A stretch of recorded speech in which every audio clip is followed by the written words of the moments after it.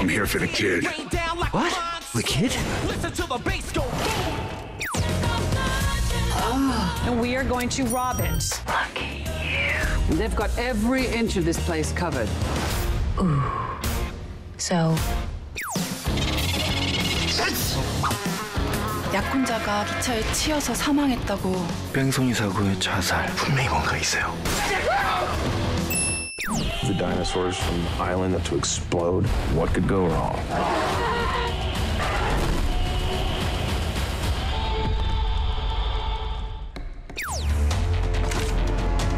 만양아 씨, 걘 괴물이에요, 괴물. 다들 나한테 왜 이러는 건데?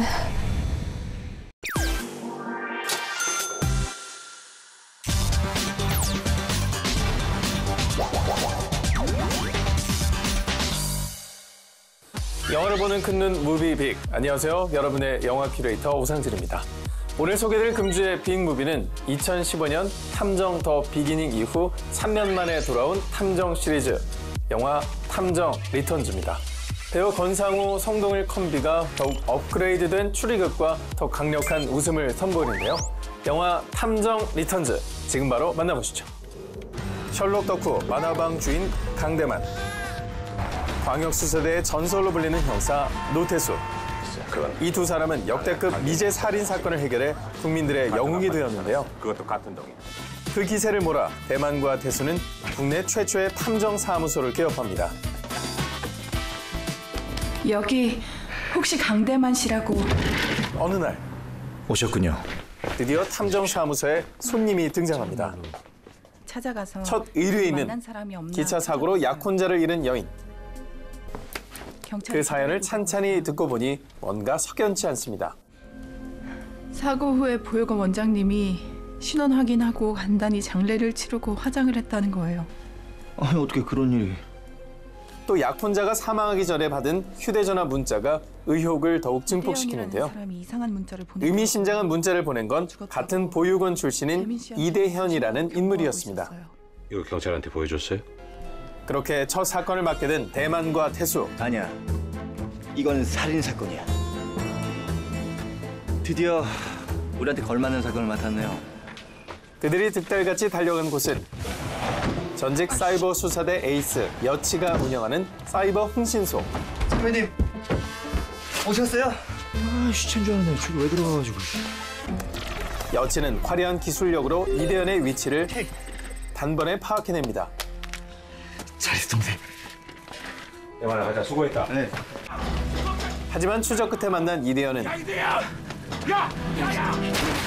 대만과 태수를 피해 달아나고 끝내 예기치 못한 사고로 혼수 상태에 빠지고 맙니다. 사건의 단서를 찾기 위해 이대현의 집으로 향한 대만과 태수. 그곳에서 이 사건이 보육원과 연관돼 있음을 직감하죠. 이게 다 뭐야? 그 길로 찾아간 보육원. 대만과 태수는 보육원을 수사하며 수상한 정황들을 하나씩 포착합니다. 그 자살한 이재희 씨도 이 보육원 출신입니까? 그럼 혹시 뺑소니 당한 오철호냐? 불행한 일들을 많이 알고 오셨네요. 과연 대만과 태수는 보육원의 비밀을 밝히고 무사히 첫 사건을 해결할 수 있을까요? 역사적인 미제 사건을 함께해볼게요. 탐정 시리즈 1편 탐정 더 비기닝은 260만, 2편인 탐정 리턴즈는 300만 관객을 동원했습니다. 이 두 영화는 국내 시리즈 영화의 성공 가능성을 확인해준 작품인데요. 이 시리즈의 가장 큰 매력은 왠지 모르게 짠내나는 탐정 캐릭터들입니다.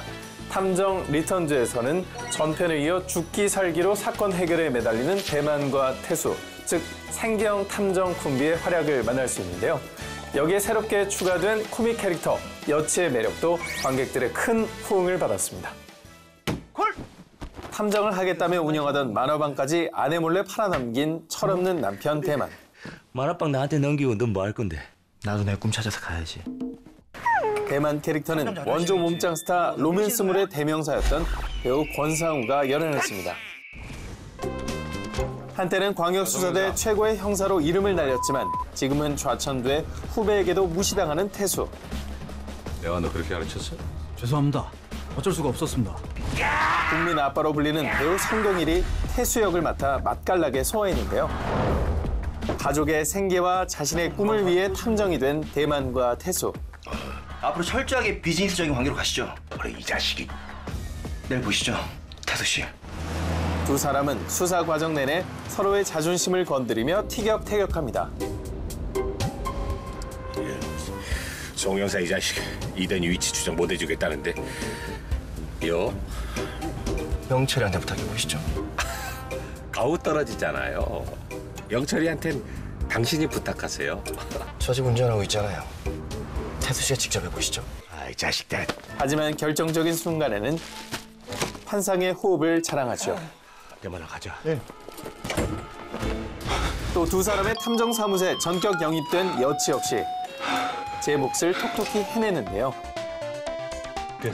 여치는 전직 사이버 수사대 에이스답게 도청 장치, 위치 추적, 원격 조정 로봇 등 첨단 기술로 무장. 사건 수사에 활력을 불어넣어줍니다. 여치 역을 맡은 배우 이광수는 인생 캐릭터를 만났다는 평가를 받기도 했죠. 유난히 큰 키와 독특한 단발머리. 잠복 수사에 어울리지 않는 그의 외모는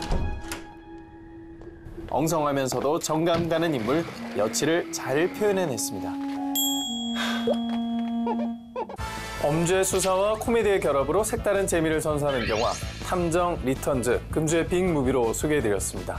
대만과 태수의 추리력과 여치의 기술력이 합해져 이 세 사람은 사건 해결을 향해 달려가게 되는데요. 그들의 수사 과정을 따라가다 보면 유쾌한 웃음과 카타르시스를 동시에 느낄 수가 있습니다. 그중에서도 대만, 태수, 여치의 트리플 콤비 케미가 폭발하는 장면, 이 영화의 핫신으로 만나보시죠. 영화 탐정 리턴즈 속 핫신. 보육원의 의심스러운 정황들을 추적하던 대만과 태수 그리고 여치. 홀로 보육원 원장을 쫓던 태수는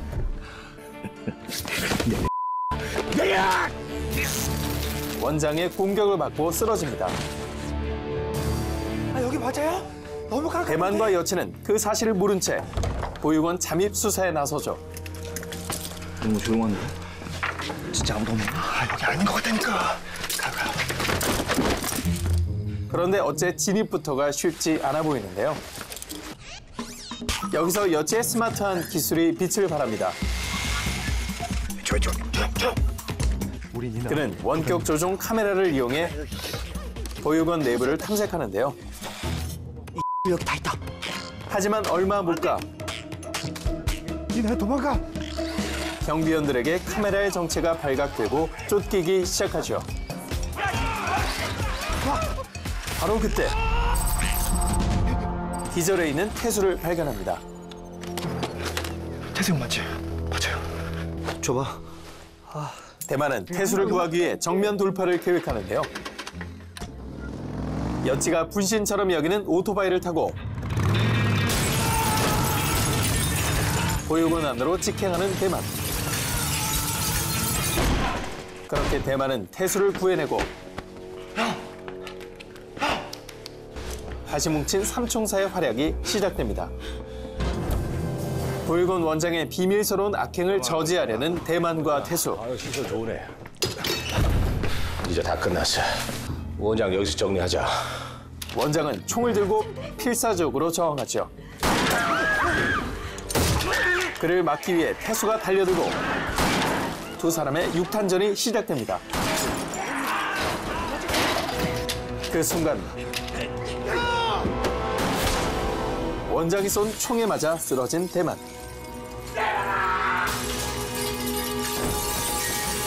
파트너의 죽음 앞에 통곡하는 태수. 눈 떠봐!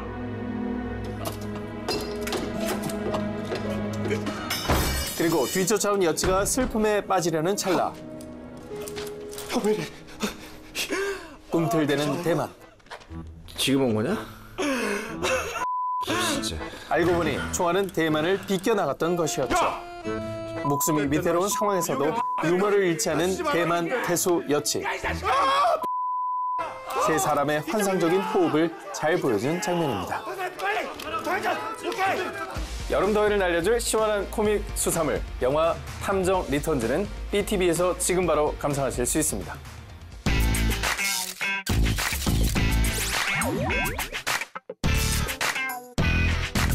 안녕하세요. 시내21 편집장 주성철입니다. 오늘의 빅스타는 한국 영화계 장르의 개척자라 불리는 김지훈 감독과 함께합니다. 네, 안녕하세요. 영화 감독 김지훈입니다. 제가 이번에 일랑이라는 아주 무모한 작품을 또 이렇게 또 보여드리게 됐는데요. 아무쪼록 많이 사랑해 주시고 응원해 주시고 힘들게 한 결과물에 대해서 격려 많이 해주시길 바라겠습니다. 감사합니다. 장르의 개척자, 그리고 장르의 마술사, 장르의 탐험가, 장르의 연금술사 이렇게 늘 감독님을 수식하는 단어에는 이 장르라는 표현이 있었거든요. 늘 그렇게 새로운 장르로 등장하셨기 때문일 것 같은데요. 그 표현에 대해서는 어떻게 생각하시나요? 그 뭐 내가 초래한 결과라 뭐 어떻게 할 수 없을 것 같아요. 그래서 이름도 바꿀 거예요. 김장르로 바꿔야 되나 이런 고민도 좀 해봤었고 그렇게 봐주시는 거는 이제 제가 여태까지 해왔던 어떤 영화를 통해서 하려던 어떤 이러한 움직임들, 시도들 이런 것들을 좋게 평가해 주신 거라고 생각이 들어요. 그래서 일단 저는 감사하게 생각하고 있습니다. 영화 일랑은 남북한이 통일준비 5개년 계획을 선포한 2029년을 배경으로 한 영화입니다. 거긴 개미 지옥 같은 데예요. 한 번 들어가면 그냥 나오진 못해. 반통일 테러 단체 섹터의 등장으로 한반도는 혼란에 빠지는데요. 근데 혹시 들어보셨습니까? 인간이라고. 섹터에 맞선 특수기동대에는 늑대로 불리는 인간병기 일랑이 활약하죠. 누굴 원망해야 할지 모른다는 게 제일 억울해. 특수기동대를 견제하기 위해 정보기관 공안부가 나서게 되면서 이들의 얽히고 설킨 암투와 대결을 그리고 있습니다. 우린 늑대의 탈을 쓴 인간이 아니라 인간의 탈을 쓴 늑대야. 네, 이번 작품 일랑은 또 배경이 2029년이에요. 그래서 어떻게 보면 김지훈 감독의 SF 장르라고 봐도 좋을지 어떨지 여쭤보고 싶네요. 그렇죠. 이제 뭐 SF 이제 미래를 다룬 거니까 이제 SF라고 할 수밖에 없는데 뭐 SF는 미래에 대한 두려움을 다룬 영화가 아닐까. 인간의 삶을 위협할 수 있다고 느껴지는 부분들 그런 두려움을 다루는 거라고 생각이 들거든요. 네, 그러고 보니까 감독님 예전에 옴니버스 영화 있죠. 인류멸망 보고서에서도 깨달음이란 스님들도 얻기 힘든 것 아닙니까? 그런데 로봇이 깨달음은 얻다니요? 되게 특별한 어떤 미래 세계가 등장한다기보다 그 인간의 어떤 지능뿐만 아니라 그 이성까지 위협하게 된 AI가 등장했다는 점에서 같은 맥락이라고 볼 수가 있겠네요. 인간들이요, 무엇을 두려워하십니까? 사변적인 의미에서 어떤 SF라는 생각이 좀 들고 여기서는 일락에서는 암울한 미래상을 구현하는 세계관으로서 SF라고 생각하시면 될 것 같아요. 그리고 원작에서 가져올 것 중에서 중요한 것 중에 권력기관 간의 어떤 충돌과 암투가 있었잖아요. 그거를 끌어들여오면서 국가적이고 민족적이고 국민들이 들끓는 이슈를 만들어내는 것이 통일 이슈가 아닐까 생각이 들었어요. 이러면서 이제 일랑의 세계관이 그러면서 이제 만들어진 거죠. 그 영화 일랑은 그 일본 애니메이션이죠. 오시마모로 원작의 일랑. 영화 한 건데요. 일랑이 보여준 어떤 기술적인 완성도는 굉장히 놀랐거든요.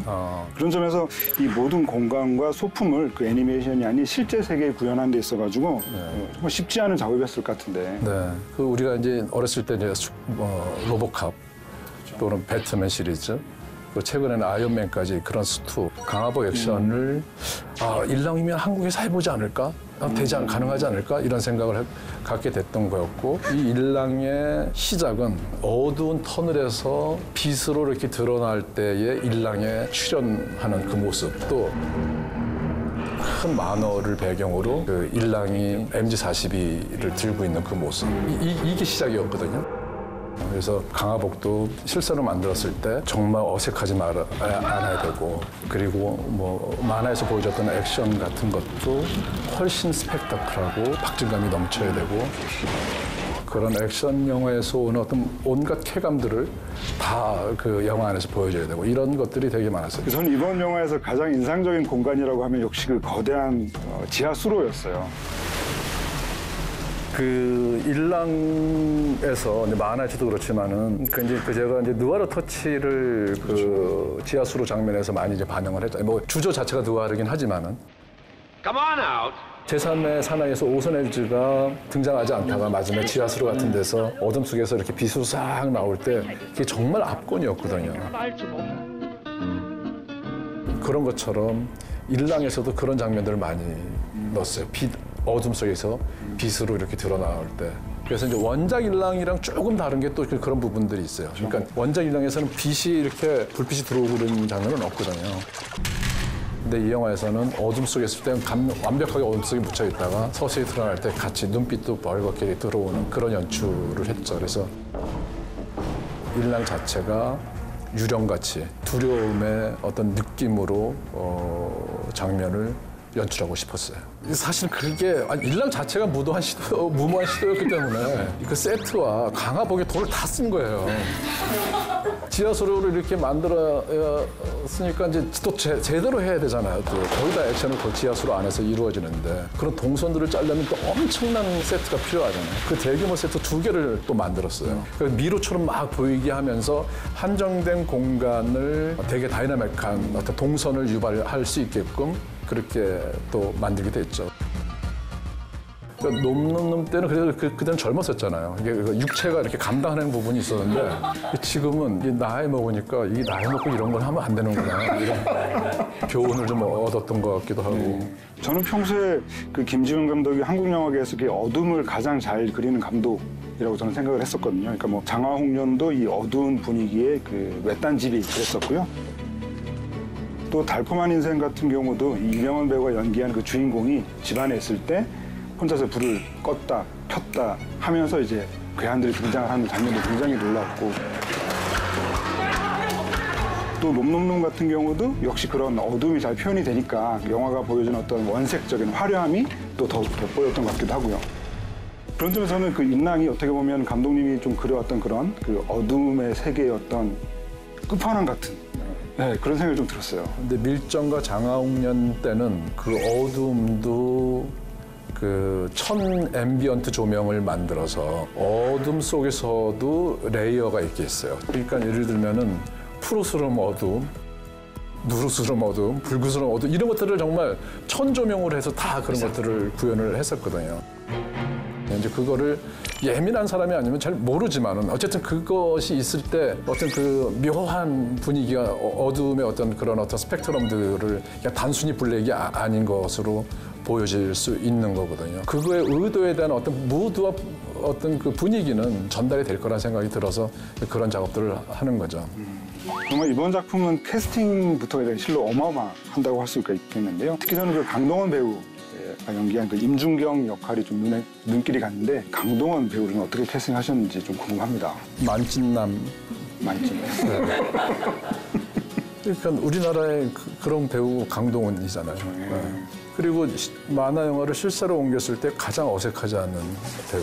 내면에 어떤 베일이 쌓여 있고 비밀을 간직하고 있는데 현실적인 감정적인 접근에서 그것을 알아낼 수 없는 인물을. 그러니까 모든 게 종합적으로 이 강동원 아니면 안 되는 상황이었어요. 네, 한 스크린에서 강동원과 정우성이라고 하는 이 두 배우를 한꺼번에 본다고 하는 건 엄청난 기쁨이거든요. 그런데 이 두 배우의 매력은 서로 어떻게 다른가요? 근데 강동원과 정우성이 보이는 액션은 정말 극과 극이에요. 정우성이 막 피지컬하고 감정을 발산하는 막 그래서 뭔가 이렇게 그 불덩이 같은 액션이라면은 정신 안 차릴 거야?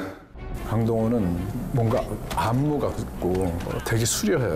되게 스산한 아름다움이 있어서 되게 처연해 보여요. 군도에서도 그랬잖아요. 처절하면서도 피지컬한 느낌이 아니라 되게 어떤 정조가 느껴지는 그 유일한 배우라는 생각이 들어요. 그 임준경이라는 인물이 약간 그런 뭔가 자기 안에 차단되고 그만둬. 어떠한 굴레에서 벗어나고 싶어하는 슬픈 사연을 가진 인물이라는 생각이 들거든요. 독보적인 매력이고 그의 재능인 것 같은 생각이 들어요. 그러니까 말씀하신 그런 두 사람의 대별되는 액션이 잘 드러난 것 같아요. 그래서 나는 이제 정우성이라는 배우 생각할 때 이제 특히 내가 역사를 같이 한 녀석입니다. 대원들의 사기 문제도 걸려 있다고 생각합니다. 영화의 클라이막스 전까지 그 여태껏 보여주지 않은 연기를 한 거잖아요. 뭐 설계자, 마쿠, 조종자 같은. 그러면서 이제 되게 고급 연기를 정우성 씨 통해서 보여주고 싶었어요. 그래서 또 새로운 느낌의 정우성, 그 중후함, 관록 이런 느낌을 일랑에서 되게 표현을 하고 싶었어요. 그리고 또 강동원, 한효주 두 배우의 그 멜로라고 할 수 있는 연기도 조금 눈에 띄었는데요. 근데 굉장히 좀 그 레이어가 좀 다층적인 멜로였던 것 같아요. 이게 이제 그 약간 멜로는 사실 그 서브 플롯이었어요. 네가 유족한테 갖다 줘. 내가 왜요? 걔를 마지막으로 본 사람이 너야. 이렇게 혼란한 정말 암울한 디스토피아의 미래상을 만들고 이런 야만의 시대에 사랑이 라는 질문이 가능한가라는 영화를 접근을 했다가 이제 사람 인물들을 만들고 이제 세계관들을 이렇게 만들어 놓으니까 집단과 개인의 얘기가 되더라고요. 한상우, 이윤희, 장진태 하나는 친구고 여자고 스승 또는 아버지 같은 존재들이죠. 근데 이 인물을 대표되는 게 뒤에 집단들의 얘기를 가지고 있어요. 공안부, 섹트 플러스 공안부 또 특기대.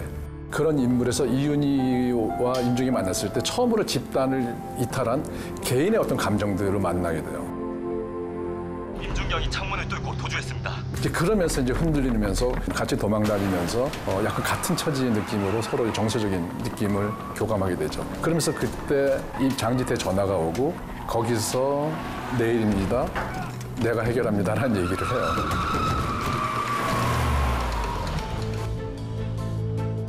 제 일입니다. 처리하겠습니다. 조직이나 집단의 생각에서 개인의 생각을 하게 되는 그런 자각의 과정을 그리려고 이 일랑을 통해서 얘기할 수 있겠구나 생각이 들었던 거죠. 이 작품이 감독님의 어떤 전체 필모그래피 안에서 어떤 영화로 조금 기억됐으면 좋겠다라고 생각하시는 게 있으신가요? 그 다른 도약 지점으로 가기 위한 어떤 또 과정 중의 영화로 저한테는 그렇게 작용이 됐으면 하는 생각이 들었고요. 만화의 충격신보다 훨씬 더 박진감 넘치고 스펙타클한 느낌을 주는 어떤 그 액션과 공간 연출 뭐 이런 것들을 평가를 받는다면은 저는 이 영화를 만든 그 어떤 의미와 개인적인 성취를 느끼지 않을까. 네, 오케이. 그리고 이제 또 들어오는 또 그 준엄한 꾸짖음은 또 저에게 어떤 그 다음 영화를 만들기 위한 어떤 그 자양분과 교훈으로 또 삼을 거고요. 아, 정말 좋은 생각이시고요. 매 작품 끝내실 때마다 뭐 이렇게 영화계를 떠나겠다 이런 말씀을 하셨다 그러셔가지고 근데 지금 말씀하시면서 다음 영화라는 표현을 쓰셔서 떠나시진 않겠구나 생각이 드네요. 또 이러다가 또 이제 모르는 거더라고요. 인생이 어떻게 되는지는. 저희 무비빅스타에서는요 마지막으로 대놓고 PR할 수 있는 시간을 드립니다. 제한 시간은 13초라는 걸 기억하시고요. 하나 둘 셋 시작. 네, 만화보다 더 만화 같은 인물이 나오는 본격 얼굴 대잔치 SF 일랑. 만화보다 더 만화 같은 미장센과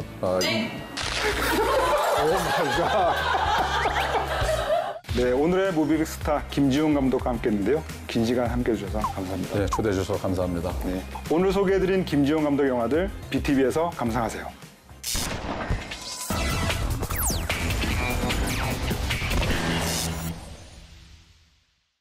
여기 있는 망자 김수홍의 재판을 허락해 주십시오. 그의 죽음엔 밝혀야 될 진실이 있습니다. 착한 망자를 환생시키는 저승차사들이 돌아왔다. 그리고 그들을 둘러싼 천년의 비밀이 밝혀진다. 저승을 관장하시는 염라 대왕님을 마지막 증인으로 요청하는 바입니다. 때가 되면 한국형 판타지 블록버스터 신과 함께 인과 연. 그 역사적인 개봉을 기념하며 대한민국 역대 박스오피스 2위 1440만 흥행 신화 영화 신과 함께 죄와 벌을 화끈하게 복습해보자. 수많은 이들의 생사가 오가는 아비규환의 화재 사고 현장. 시민을 구하기 위해 자신의 목숨을 과감히 내던진 소방관 김자홍. 누구보다도 정의로운 죽음을 맞이한 그의 앞에 저승차사들이 모습을 드러낸다.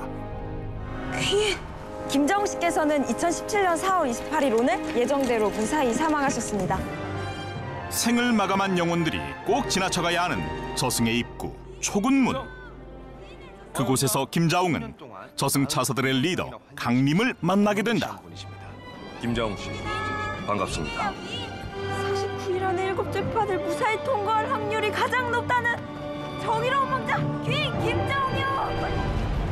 망자들은 이승에서의 잘잘못을 판결받는 7재판을 거쳐야만 하는데 이를 모두 통과할 경우 환생의 기회를 얻게 되는 것이다.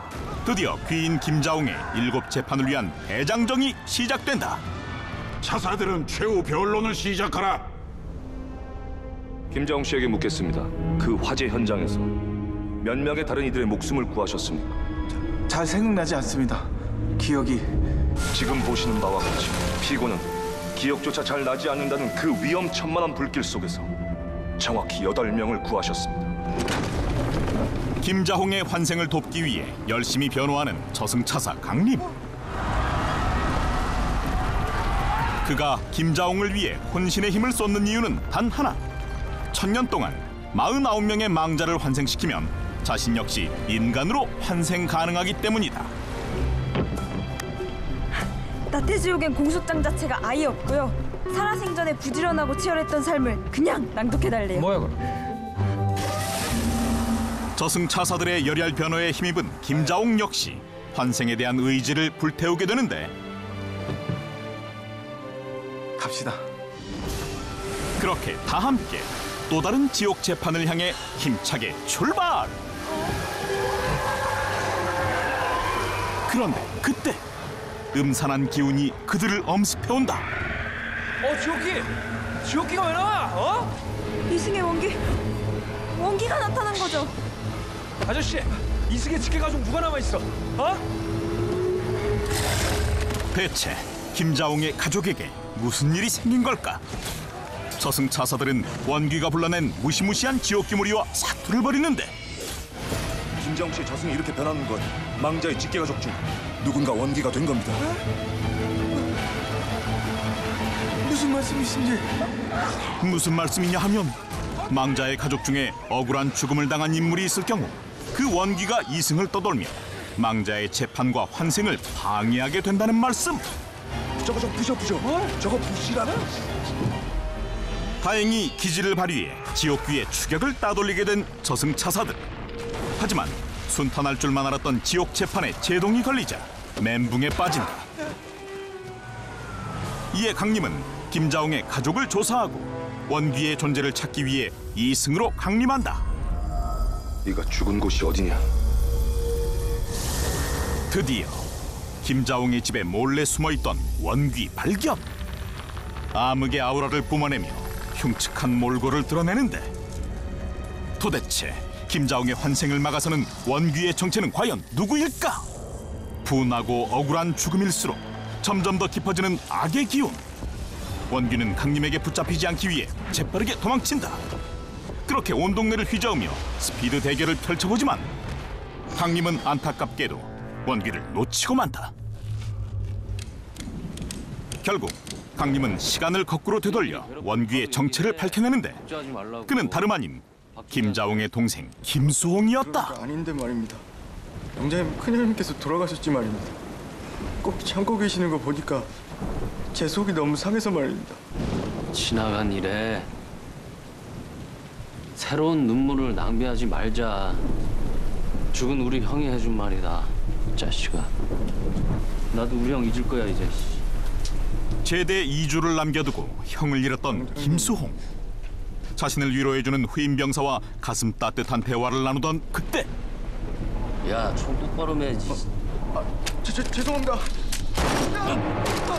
그렇게 그는 정말 어처구니 없이 억울한 죽음을 맞이했던 것이었다. 말도 안 되는 죽음을 당한 김수홍은 원귀가 되어 이승을 떠도는 신세가 되었는데 저승차사 강림은 원귀를 붙잡기 위해 그리고 김자홍의 환생을 성공시키기 위해 곧바로 출동한다.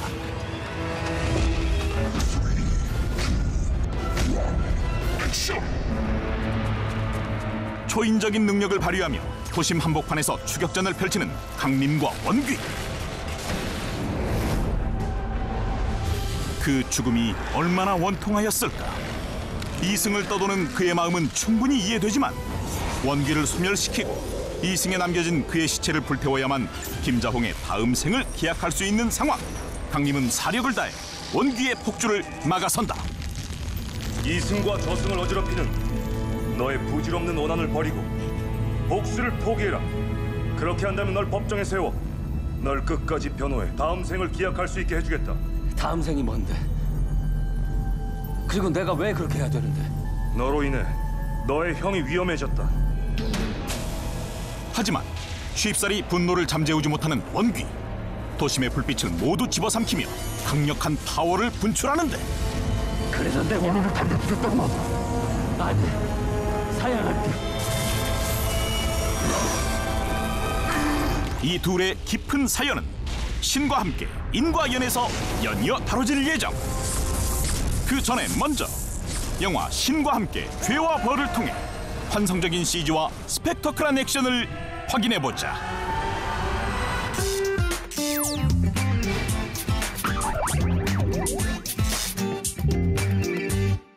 무비빅 시청자 여러분 안녕하세요. 영화 여중생에 의해서 미래 역으로 출연한 김한희입니다. 반갑습니다.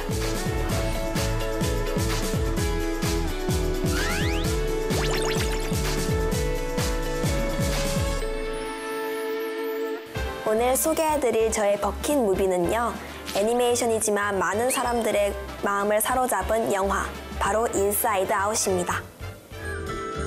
하키 선수를 꿈꾸는 11살 소녀 라일리.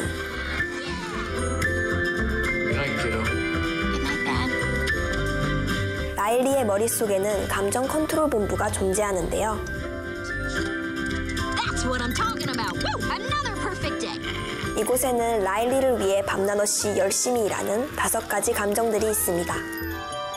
바로 기쁨, 슬픔, 버럭, 까칠, 소심이죠. 그러던 어느 날 갑작스럽게 이사를 가게 된 라일리. 새로운 환경에 적응해야 하는 그녀를 위해 5 감정들은 더욱 분주해지는데요. Hey. Oh, no, you're not. Coming behind you. Watch out. Watch out. 그런데 슬픔이의 실수로 라일리의 핵심 기억이 슬픈 기억으로 바뀌어 버립니다.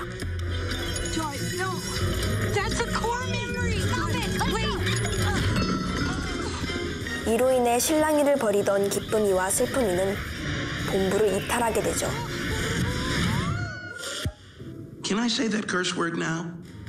가장 중요한 2 감정이 사라지자 라일리는 방황하기 시작합니다. 라일리의 멘탈 붕괴를 막기 위해선 기쁨이와 슬픔이가 하루빨리 본부로 돌아가야 하는 상황.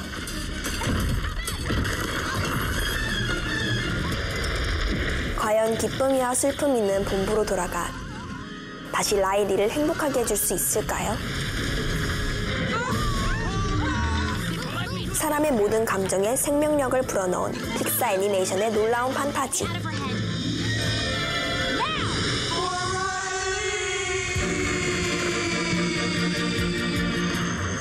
배우 김한희의 버킷 무비, 영화 인사이드 아웃입니다.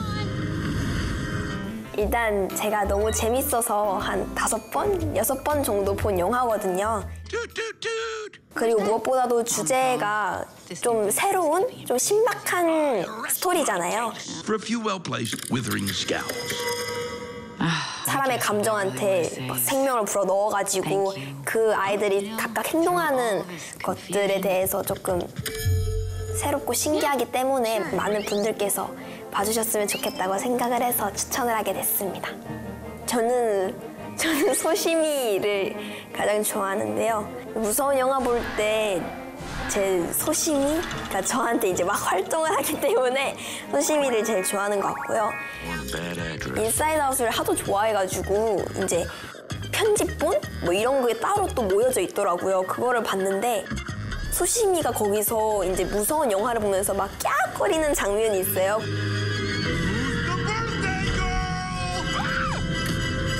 그 장면이 너무 저 같더라고요. 그래서 더 소심이를 좋아하게 된 것 같습니다. 이제 라일리의 이제 빙봉이라는 역할이 있는데요. 그 아이가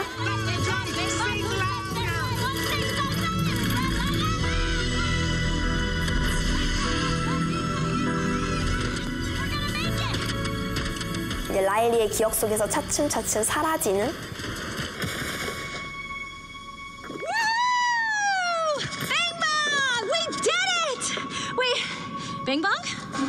그런 장면이 있어요. 그 장면에서 그래도 이 영화에서 제일 슬픈 씬이라고 꼽힐 만큼 그래도 많이 울렸던 씬이기 때문에 그 씬이 제일 기억에 남는 것 같아요. Take her to the moon for me. Okay?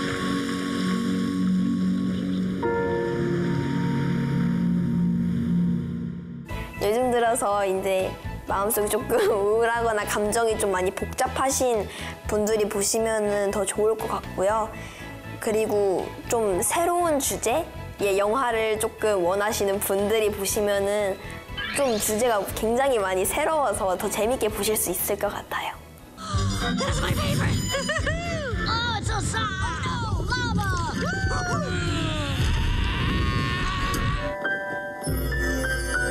무비빅 시청자 여러분, 지금까지 김한희의 버킷 무비 인사이드 아웃을 소개해드렸는데요. 인사이드 아웃과 함께 제가 출연한 영화 여중생 A까지 모두 BTV로 감상하시면서 위로받는 하루 되셨으면 좋겠습니다. 지금까지 배우 김한희였습니다. 감사합니다.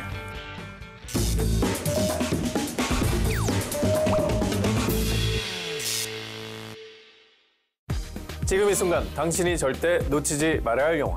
한 번 봐도 다시 봐도 매력이 샘솟는 영화. 소장가치 있는 영화를 취향대로 골라드립니다. 한 가지 주제, 두 가지 시선, 백오무비. 안녕하세요, 오상진입니다. 신의 21 편집장 주성철입니다. 자, 오늘의 백오무비 주제는 지금은 소녀시대 최종병기 그녀입니다. 주제 그대로 오늘 소개해드릴 영화의 주인공들은 모두 한 방이 있는 소녀들인데요. 제가 준비한 오늘의 백오무비는 박훈정 감독의 신작 마녀입니다. 인간 병기로 길러진 한 소녀의 복수극을 그린 영화죠. 자, 이어서 제가 소개해드릴 백오무비는 조 라이트 감독의 2011년작 한나입니다. 살인병기로 길러진 한 소녀의 성장기를 담은 영화죠. 네, 그럼 17세 소녀의 소름 돋는 카리스마 마녀 먼저 만나보시죠. 아리야, 박훈정 영화 찾아줘. 아리야, 이 중에서 김다미 영화 찾아줘. 수많은 이들이 살해된 현장에서 피투성이가 된 채 홀로 탈출한 소녀. 그녀는 일로 줘요. 들어가요, 아버지. 쉬는 날 내가 한다니까. 자윤이란 이름의 여고생으로 성장합니다. 자윤은 자신을 친자식처럼 길러준 어머니의 병원비를 마련하기 위해 이거 봐봐. 이거 상금이 무려 5억이랴, 5억. 거액의 상금이 걸린 오디션 프로그램에 출연을 결심하죠. 하지만 자윤이 방송에 얼굴을 알린 후부터 여보세요. 평범한 일상은 흔들리기 시작합니다. 의문의 남자가 그녀를 협박하고 집에 빨리 가보는 게 좋을 거야. It wouldn't be so strange if they just died. 조각난 기억들이 그녀를 혼란에 빠뜨리죠. 그리고 정체 모를 조직의 남자들이 안녕 자윤이야. 가족과 친구를 위협해온 순간 자윤은 숨겨진 능력을 각성하게 되는데요. 정말 이쁘게 잘 컸네. 그녀는 사실 태어날 때부터 인간 병기 실험 대상자였다는 비밀이 드러납니다. 그렇게 과거의 진실과 마주하게 된 그녀. 대체 저한테 왜 이러시는 건데요? 초인적인 파괴력으로 자신을 그렇게 만든 조직에 대항해 복수를 시작합니다. 과연 그 복수의 끝엔 어떤 결말이 기다리고 있을까요? 영화 마녀입니다. 네, 영화 마녀는 17살 소녀가 정부 조직의 음모와 맞서 싸우는 과정을 그리고 있는데요. 과연 이 마녀를 연기할 주인공은 누구냐? 이 캐스팅에 굉장히 관심이 많이 쏠렸었습니다. 그 주인공은 바로 신인 배우 김다미입니다. 네. 무려 1,500대 1의 경쟁률을 뚫고 발탁된 배우인데요. 순수한 여고생의 얼굴부터 살벌한 인간 병기로서의 카리스마까지 선보이면서 그게 중심을 이끌어갔는데요. 마녀 같은 무서운 시녀의 탄생, 그것이 바로 이 영화의 백업 포인트라고 하겠습니다. 저는 제 마음속에 김소영 바로 다음이 김다미. 그 정도로? 네. 요즘 매력이 너무 넘쳐가지고. 네. 바로 다음. 네. 바로 다음이지만 격차는 굉장히 크겠죠. 엄청 크죠. 예. 김다미 배우는 뭐 이 신작 하나로 올해 6월 영화배우 브랜드 평판에서 1위를 차지하는 기염을 토하게 됐습니다. 예, 그래서 영화계 내에서의 그 평판도 굉장히 높습니다. 네. 은교를 통해서 혜성처럼 등장했던 김고은 배우, 그리고 아가씨 한편으로 단박에 칸 영화제 레드카펫을 밟은 김태리의 뒤를 이을 무서운 시녀의 탄생을 예고했죠. 영화 초반에는 그녀가 과연 인간병기가 될 수 있을까 싶을 정도로 순수한 여고생의 모습을 연기했는데요. 아저씨 더 이상 올라야 돼요. 철저한 준비. 기차에서 계란 까먹는 모습, 그런 뭐 순박한 모습이 과연 가능할까 싶었는데. 기현아. 그랬던 그녀가 영화 중반에는 완전히 다른 사람으로 변모를 하게 되는데요. 자신의 초인적인 능력을 각성하고 순식간에 정말 무서운 표정을 지을 때는 정말 소름이 돋았죠. 내가 아니랬지. 주인공 자연의 과거가 하나씩 들춰지면서 주변 인물들이 서로서로 그 자연의 목숨을 노리기 시작하는데요. 그 중에서도 가장 눈에 띄는 것은 바로 악당 최우식의 연기였습니다. 웃겨서 더는 못 참겠네. 겉으로 보기엔 굉장히 개구지고 유약한 청년 같았죠. 그런데 상대에게 장난치듯 악랄한 본성을 드러낼 때마다 그게 묘한 긴장감을 부여했습니다. 재밌지.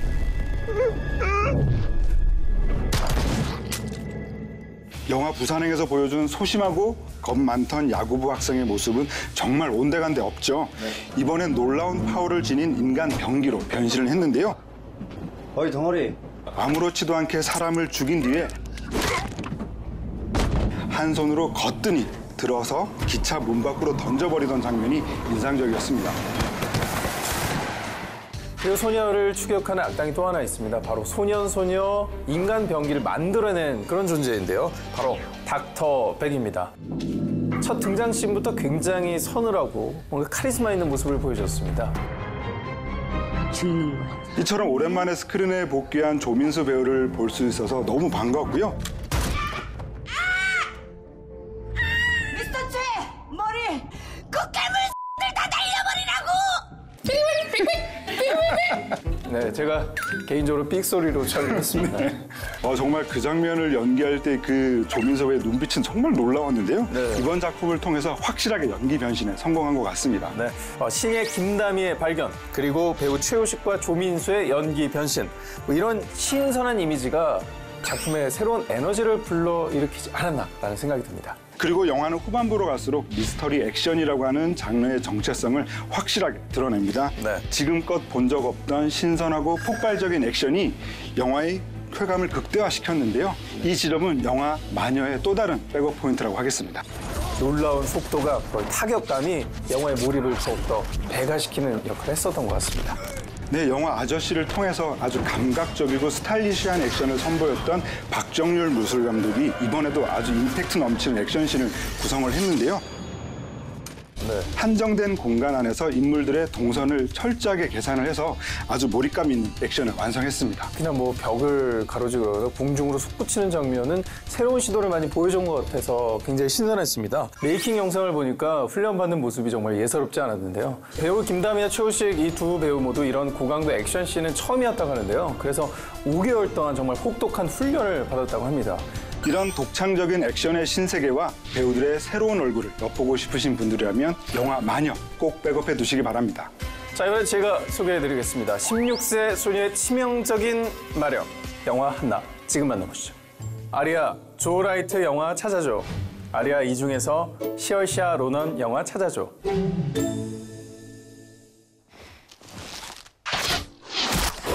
인적 없는 깊은 숲속에 16살 소녀 한나가 살고 있습니다. You're dead right now. 그녀는 전직 CIA 첩보원 아버지 밑에서 매일같이 혹독한 훈련을 거듭해왔죠.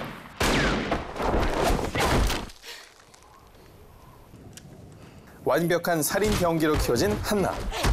그녀의 목표는 단 한 가지뿐입니다. I'm ready. I'm ready now. 바로 어머니를 죽인 원수를 처단하는 것이죠. 어느 날 암살 요원들의 급습으로 한나는 정부기관의 비밀 기지에 감금됩니다. Hello, Hannah. I want to speak to Marissa Wiegler. 하지만 고군분투 끝에 가까스로 탈출에 성공하죠. 처음으로 홀로 세상 밖에 던져진 한나에겐 모든 것이 낯설고 신기할 뿐입니다. What do you want, Marissa? I need you to do things my agency will not let me do. 정부 암살 요원들의 살벌한 추격은 계속되고 그녀의 발길이 닿는 장소마다 잔혹한 살육의 현장으로 변모합니다. 그녀는 과연 오랫동안 꿈꿔온 복수에 성공할 수 있을까요? 영화 한나입니다. 포스터에도 나와 있듯이 이 영화의 슬로건은 16, 순수하고 치명적인 살인병기입니다. 사실 순수, 뭐 이렇게 치명, 뭐 살인 굉장히 안 어울리는 단어인데 배우 시얼샤 로너는 이 두 단어를 하나로 승화해냈습니다. 바로 이것이 영화 한나를 백업해야 되는 이유겠습니다. 네, 그녀는 어린 시절부터 연기력을 인정받아온 배우죠. 바로 이 한나를 연출한 조 라이트 감독과는 2008년 작품인 어텀먼트에서 이미 호흡을 맞춘 적이 있습니다. 네. 당시에 무려 15살의 나이로 아카데미 여우조연상 후보에 오르기도 했죠. 뭐 그뿐만이 아닙니다. 올해 75회 골든글로브에서는 영화 레이디 버드로 여우주연상을 수상하기도 했죠. 네, 이 영화에는 주인공 시얼샤 로넌의 클로즈업이 유독 많이 등장을 합니다. 창백하고 가녀린 외모, 그리고 금발머리와 파란 눈이 굉장히 신비로운 이미지를 자아내죠. 그래서인지 영화를 다 본 뒤에는 그녀의 얼굴이 오랫동안 잔상에 남아 있었죠. 영화의 첫 등장부터 심상치 않은 모습으로 나타나는데요. 처음에 그 무표정한 얼굴로 하얀 설원에 그 홀로 뛰어가는 술록을 딱 사냥하잖아요. 혼자서 막 곱창 막. 요즘 곱창 풍기 현상이라고 하는데. 비싼데, 그죠? 네. 예, 막 그런 어떤 모습이 어떤 순수한 얼굴에서 볼 수 없는 어떤 강력한 카리스마였던 것 같습니다. 주인공 한나는 어린 시절부터 아버지에 의해 완벽하게 킬러로 길러진 소녀라고 할 수가 있겠는데요. 강인하게 체력을 단련하며 여러 가지 기술들을 익혔죠. 하지만 그녀는 외부 세계와 철저히 단절된 채 살아왔습니다. What does music feel like? A combination of sounds with a view to beauty of form. 모든 걸 그냥 책과 이론으로 배운 어떤 그런 모습들이 인상적이었는데요. 원시적인 삶을 살아온 그녀가 처음으로 바깥 세상에 발을 딛고 낯선 경험을 온몸으로 받아들이게 되죠. 책으로만 배웠던 TV, 전화, 전기, 음악 등 모든 것을 처음 접하게 되는데요. 그때의 혼돈을 탁월한 영상미로 표현해내고 있습니다.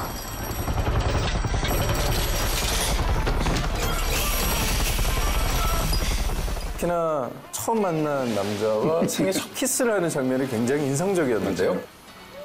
Kissing requires a total of 34 facial muscles and 112 postural muscles. 말 그대로 키스조차 글로 배운 겁니다. 심지어 입술이 닿는 순간 너무 놀란 나머지 남자를 단박에 제압하는 모습은 좀 약간 웃프기까지 했었던 장면이었습니다. 이처럼 살인병기였던 소녀가 한 인간으로 성장하는 모습을 굉장히 세심하게 그려내고 있는데요. 네. 문명 사회에 전혀 발딛지 않던 소녀가 다양한 사람들을 만나면서 세상을 배워가고 또한 우정까지 배워가죠. Are we friends? Yes. I like you. 하지만 한나에게 우정의 손길을 내미는 사람만이 있었던 건 아닙니다. 바로 소녀의 살인 본능을 일깨워주는 악당도 등장을 하는데요. 바로 소녀의 원수 마리사죠. Where is she now? 그녀는 소녀에 대한 집착과 악랄한 추격을 멈출 줄 모르는 그런 존재입니다. 평소 지적인 이미지가 강했던 배우 케이트 블란쳇이 그 역할을 아주 잘 소화를 해냈는데요. 네. 특히나 차인표 배우가 울고 갈 정도로 피가 날 때까지 양치질을 하는 모습이 굉장히 인상적이었습니다. 아마 그거 좀 보고 차인표 연기를 좀 참고하지 않았을까요? 약간 베껴가지 않았나 싶을 정도로 좀 너무 비슷하죠. 인터뷰 해봐야 될 것 같아요. 이게 오마주한 게 아닌지. 그렇죠. 그처럼 정말 예민하고 히스테리컬한 캐릭터를 잘 표현해냈다는 생각이 듭니다. 자, 그래서 한나는 마리사에 대한 복수심으로 불타올라 카리스마 넘치는 여전사로 맹활약하게 되는데요. 활, 총, 칼 등 못 다루는 무기가 없었고요. 거기에 달리는 자동차에 매달리는 고난도 액션씬까지 소화해냈습니다. 그녀는 대부분의 액션을 직접 소화해냈다고 하는데요. 더군다나 이소룡의 제자라고 할 수 있는 댄 이노산트라고 하는 이 무도가에게 2달 동안 집중적인 무술 훈련을 받았다고 합니다. 자, 그녀가 어두운 밤 컨테이너 박스 사이에서 악당과 결투를 벌이는 장면도 인상적이었습니다. 3대1로 맨몸 액션을 펼치던 그녀가 재빠른 스피드로 컨테이너 박스를 넘나드는 장면은 굉장히 짜릿했었습니다. 또 소녀의 몽환적인 분위기와 액션의 긴장감을 부여하고 있는 것은 음악의 힘도 굉장히 컸다는 생각이 드는데요. 일렉트로닉 음악의 대부라고 할 수 있는 케미컬 브라더스가 영화의 OST를 담당했기 때문이죠. 자, 이처럼 비범한 캐릭터와 강력한 스토리, 그리고 일렉트로닉 사운드와 어우러진 통쾌한 액션을 감상하고 싶은 분이라면 이 영화 한나를 꼭 백업해 두시기 바랍니다. 자, 오늘은 지금은 소녀시대 최종병기 그녀라는 주제로 2편의 영화를 만나봤습니다. 마지막으로 차이나는 클라스, 걸크러쉬 명장면을 하나씩 뽑아볼까 하는데요. 먼저 마녀에서 차이나는 클라스, 걸크러쉬 폭발 명장면은 인간병기 소녀와 악당 청년의 1대1 대결 장면입니다.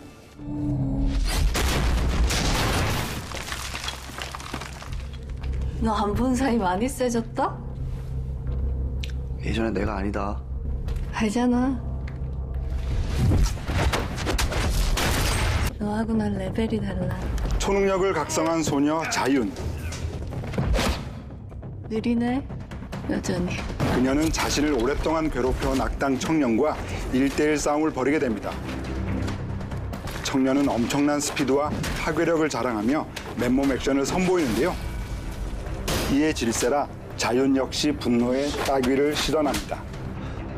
소녀의 거침없는 반격은 계속되고 심지어 권총까지 손에 든 채 청년을 몰아붙이죠. 배우 김다미의 파워풀하면서도 날카로운 액션이 강렬한 인상을 남긴 명장면입니다. 넌 나한테 안 된다니까. 그럼 두 배우의 노력 덕분에 이런 환상적인 장면이 탄생할 수 있지 않았나 싶습니다. 게다가 영화 마녀는요, 기획과 시나리오 단계부터 총 3부작으로 기획이 됐다고 해요. 다음에는 또 어떤 놀라운 액션을 보여줄지 벌써부터 기대가 됩니다. 자, 이번엔 영화 한나의 차이나는 클라스, 걸크러쉬 폭발 명장면을 소개해드리겠습니다. 바로 한나가 비밀 기지를 탈출하는 장면입니다. 정부기관의 비밀 기지로 붙잡혀온 한나. Where am I? You're in a safe place, sweetie. Do you know where your father is? 한나는 울음을 터뜨리며 연약한 소녀의 모습을 드러내죠. It's okay. Agent, keep your distance. I repeat, Agent, abort. 하지만 이 모든 건 연기였을 뿐. 문이 열리자마자 한나는 그녀의 목을 비틀어 버리죠. 그리고 단숨에 정부 요원들을 제압하는데요. 창백한 얼굴에 튄 피를 닦아내지도 않은 채 그녀는 재빠른 스피드로 탈출을 감행합니다. 세련된 음악, 유려한 영상미, 거기에 배우 시얼시아 로넌의 걸크러쉬 매력까지 어우러진 명장면입니다. 처음에는 가녀린 소녀인 척 연기를 하다가 한순간에 확 돌아서는 액션 연기가 굉장히 압권이었는데요. 네. 영화 한나의 백업 포인트를 모두 총집합시켜 놓은 시그니처 명장면이라는 생각이 듭니다. 자, 오늘의 백업 무비, 지금은 소녀시대 최종병기 그녀라는 주제로 2편의 영화를 소개해드렸습니다. 인간병기 소녀의 복수극 마녀, 인간병기 소녀의 성장기 한나. 여러분의 취향대로 골라서 지금 BTV에서 감상하세요.